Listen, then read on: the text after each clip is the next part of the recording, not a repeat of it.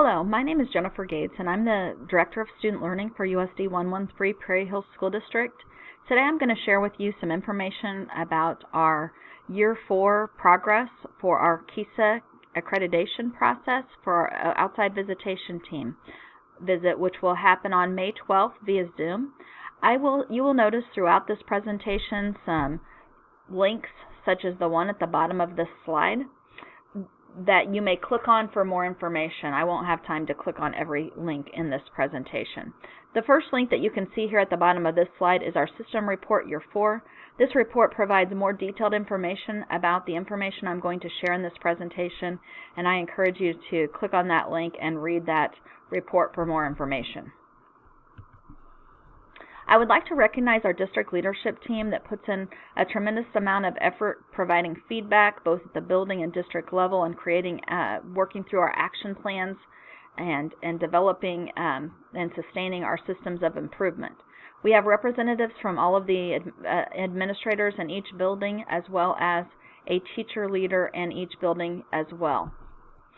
Each of these building leadership team members or district leadership team members worked with their building leadership team to create a presentation and a video that would be shared for our OVT visit, and I have all of those linked at the bottom of this slide. The first thing that I would like to talk about is reviewing our compliance issues. We are compliant in all areas as far as we know. The one area that continues to be a concern is just educator licensure. I think this is an ongoing concern across the state, is finding enough certified staff members. So to address this concern, one of our board goals is obtaining and retaining qualified certified staff members, and we continue to look at our mentoring program, how we can improve that, how we can continue to promote our district, as well as thinking about how are we supporting our new teachers in order to retain them. The foundational structures are an important part of the Kansas CAN vision, and so we do take all of those into consideration, and we have done work in every one of these areas, but I won't have enough time to go through everything. You can see a summary of our work related to these areas on our summary report I mentioned earlier on pages 5 through 7, and that is linked on this document, on this slide as well. Our district action plan goals are in the areas of relevance and rigor. Our goal in the area of relevance is align curriculum and implement instructional strategies to develop authentic learning experiences for students. And our goal in the rigor area is monitor fidelity to local curriculum and assessments, providing support for continuous learning. I think it's easy to see that these two goals are kind of overlapping and have some similarities, and that makes our work kind of streamlined. We understand that as we move into our second cycle of KESA, we need to think about how our goals are written and make sure that they are in a SMART goal format that can be measured or is more measurable, but we have elected not to revise our goals at this time.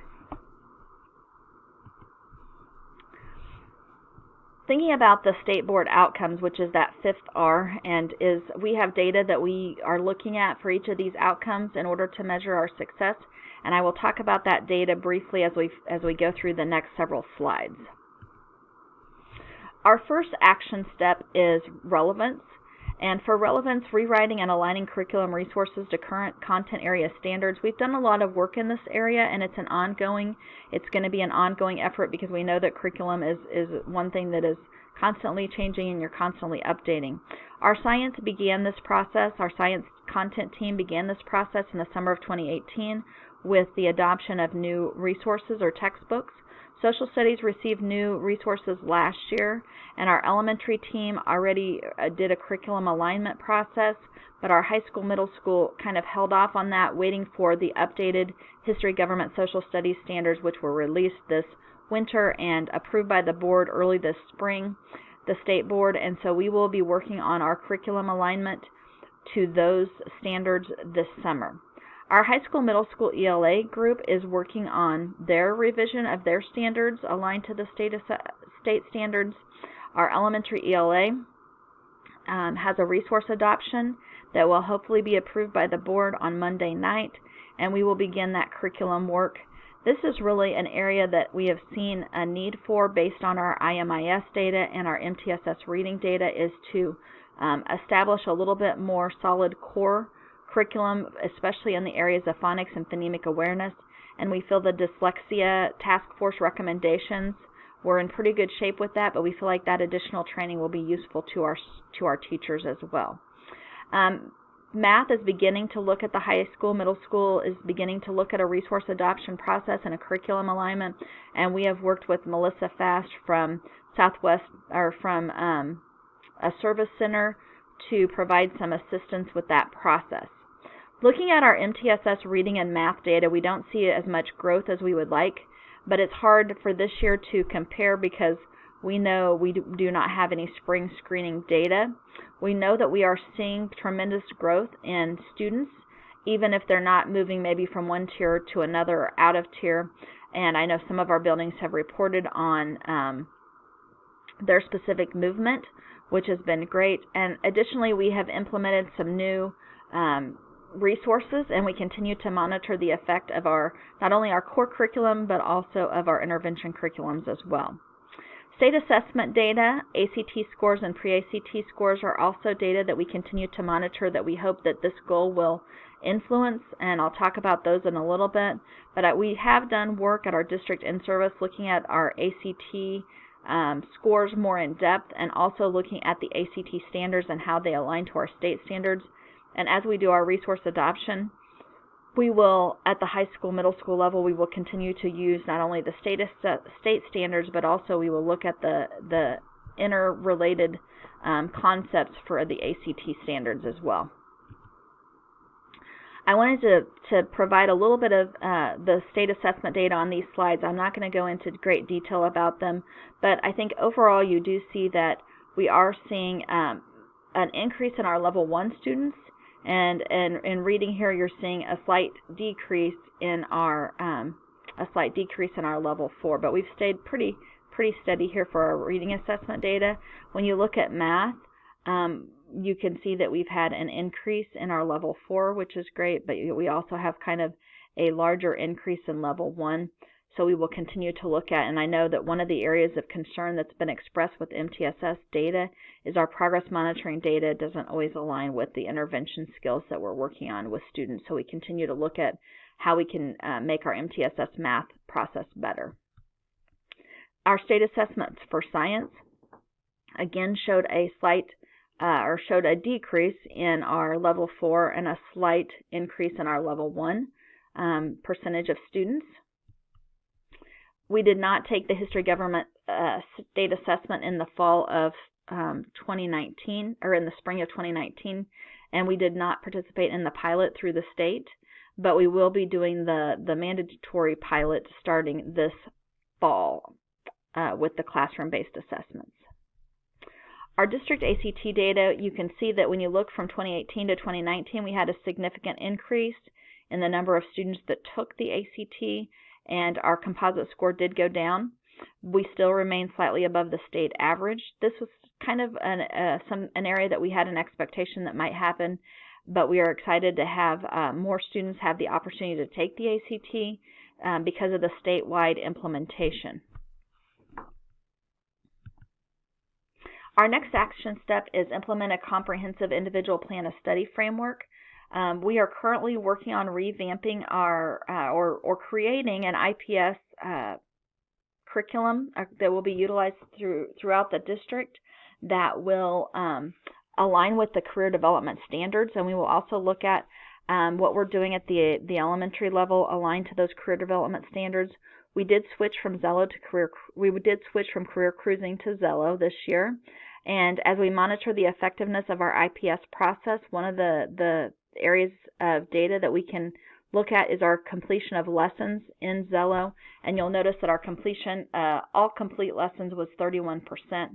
So we have some area of work to do in this area, but we do realize that Xello is only one component of our IPS process, and so we are developing a more comprehensive scope and sequence and a district-wide curriculum that we'll be working on this summer. We hope that our work related to the IPS will influence our post-secondary success data, but we know that it is a couple of years behind based on how that data is collected. You can see that we did have a slight increase in our 5-year, or we did have an increase in our 5-year effectiveness average from a 57.4 to a 60.4 for 2017, and we were recognized on our accountability report in the Kansas CanStar recognition system for post-secondary success data. It will be interesting to see how our work with the IPS will influence this data in the future. Our graduation rate did increase from 2018 to 2019. Our next action step was relevance, related to developing instructional strategy and learning styles to increase student engagement. We continue to provide professional learning on Kagan strategies, Nearpod, opportunities to respond. We've had instructional strategies shared through our PLCs. We continue to have brain-based body movement professional development, and we utilize our walkthrough data. On our walkthrough data, we added an opportunity to respond section, and so we continue to use that data to monitor our effectiveness of the utilization of these strategies. I feel like this area, the implementing a district-wide social emotional behavior curriculum, is an area we've seen great growth in this year. Our middle school implemented the Second Step program. High school continued to reinforce self-regulation and began implementation of assertiveness. We did take the assertiveness surveys, both the staff and students, and that is located at this link for you to look at.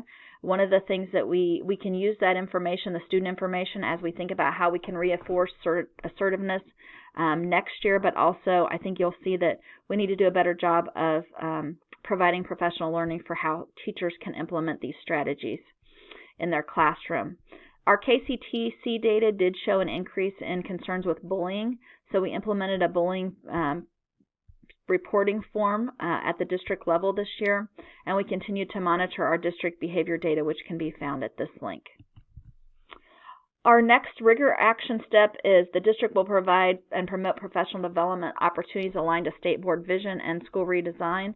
We've done that through several different professional learning opportunities, as well as we had scheduled redesign visits for some of our staff members to go to the demonstration schools, and we received positive feedback about those visits, although they were cut short because of school closures, and we look forward to possibly rescheduling some of those next year. The next action step is that developing a consistent record-keeping system for MTSS. We implemented that last year. All we did this year was do some slight revisions on our process, but I think that's been well received and been useful for all staff members. Our next one is expanding the educational opportunities aligned to student career interest. Again, that goes back to our IPS process, the Career Symposium. We've looked at new courses for SHS, including some advanced placement courses, and we continue to have discussions regarding schedules and how we can make those better to meet the needs of our students. We do continue to utilize the PLC structure. We look at data frequently and make adjustments as needed based on that data. Our family engagement survey results can be seen here.